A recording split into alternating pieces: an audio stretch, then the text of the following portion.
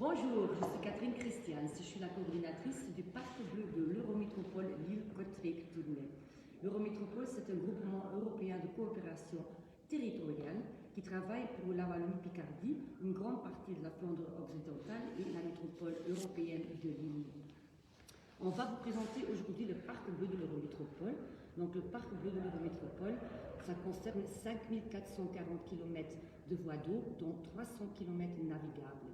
C'est un parc très grand, c'est notre plus grand projet fédérateur qui relie les gens, la nature et les animaux entre eux. On voit que toutes les communes se raccrochent autour de l'eau et c'est plein de thèmes différents. C'est la biodiversité, c'est la récréation, c'est le tourisme, c'est les changements climatiques, etc. En 2020, on a créé un balisage classique sur le carré bleu de l'Eurométropole. Donc le carré bleu, c'est 90 km le long des principaux cours d'eau. C'est une boucle qu'on peut faire en vélo dans une journée ou dans 2 journées. Et elle est balisée par un panneau uniforme sur les 3 versants et une carte touristique accompagne le carré bleu. Aujourd'hui, on est là pour vous parler d'un projet citoyen, la bière du Parc Bleu. Et je passe la parole au brasseur. Bonjour, moi c'est Stéphane, donc, le brasseur en fait de la brasserie Nectar Boer. Voilà, donc on a créé avec la brasserie lilloise et la brasserie de Ranque la bière, le Parc Bleu. Et donc elle est brassée actuellement ici chez Nectar Boer. Et donc c'est une coopération qu'on s'est faite entre brasseries sur le projet du Parc Bleu en fait. Et donc on a derrière cette bière les différents ingrédients qu'on va retrouver, enfin la manière de faire de chaque brasserie en fait autour de cette bière en fait. Et donc voilà, en fait il y a une brasserie wallonne qui est Nectar Boer, une brasserie française du nord de la France, la brasserie lilloise, et la brasserie flamande, brasserie de Ranque en fait, derrière ce projet. Et donc voilà.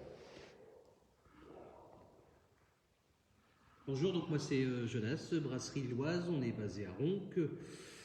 C'est un projet qui nous tenait à cœur puisque entre brasseurs déjà on se connaît, hein, c'est un petit milieu, on s'apprécie tous bien, on aime aussi boire de temps en temps des verres.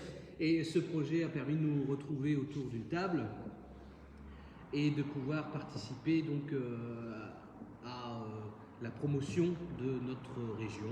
Donc évidemment, tous les éléments étaient réunis sur la table pour nous motiver dans ce projet.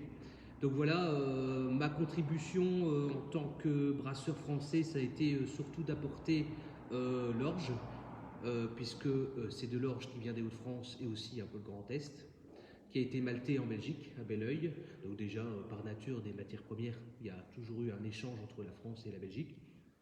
Et également, j'ai apporté, donc pour la Parc Bleu, du houblon du nord de la France, qui vient d'une petite coopérative à Berten, près de Bailleul, Copou Nord, qui font des très bons houblons depuis quelques années déjà. Ils travaillent aussi en coopération avec des houblonniers belges du côté de Poperen. Et donc ce houblon apporté à la bière vient ajouter une petite touche amère, évidemment, tout en longueur soutenue. Beaucoup de longueur, qui a été aussi également rehaussée par le cône belge, qui a été la touche apportée par la brasserie de Ranque. Donc je laisse la parole à mon collègue.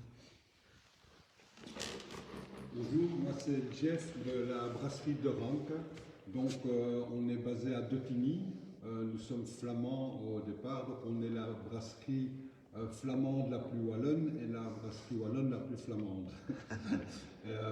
Donc nous on a une expertise sur le houblon, donc on travaille que avec des cônes de houblon, donc les fleurs de houblon, et on va les chercher à Warneton, à Poperingue, donc dans la région.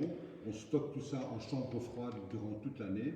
Et donc notre style, c'est vraiment les bières houblonnées. Et donc on est intervenu dans la bière du Parc Bleu avec nos houblons maison. Voilà.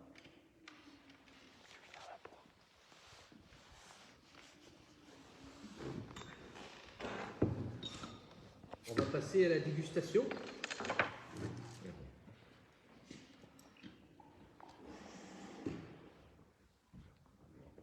S'il te plaît, Stéphane. Merci.